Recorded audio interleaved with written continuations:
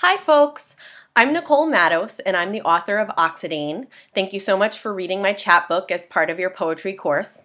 I'm going to talk a little bit about the form of Oxidane and then read one of the poems. Believe it or not, I actually never thought of myself as being a poet. I always assumed that if anything I would be a novelist. My PhD is in novelistic form and that's the form that I studied the most. So I decided in the summer of 2013 that I actually wanted to write a novel, and I had the story in my mind. But when I sat down to actually write it, the novel came out really, really short, like ridiculously short, like shorter than a short story. So then I started wondering, well, gee, I still feel like a novelist versus a poet.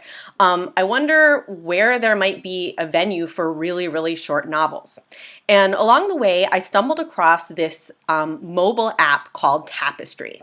Now, this app doesn't exist anymore, but at the time it was a startup company that was interested in mobile phone storytelling. And so they were looking for writers who could write stories for mobile phone.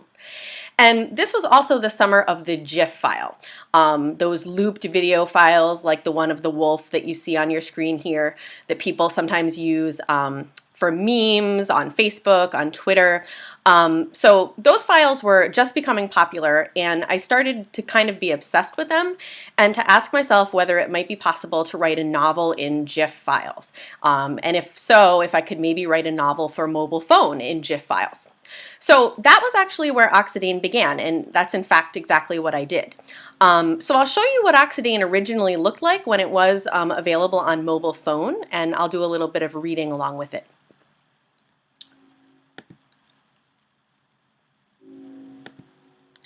I think she is a feral child. This was the end result of our investigations.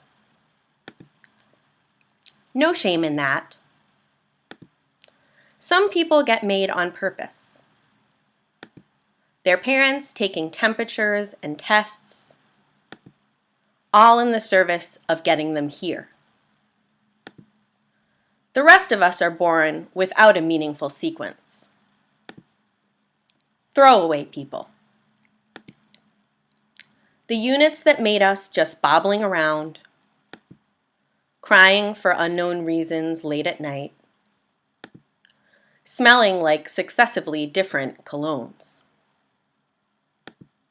Patting, once in a while, surprisingly, our arms.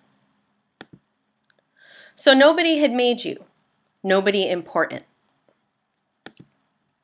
This meant you were available to be remade by us. All we were seeking was consent. And it came. Slowly, but you gave it, you did. And it lasted through everything, strange and terrible, that we needed to do.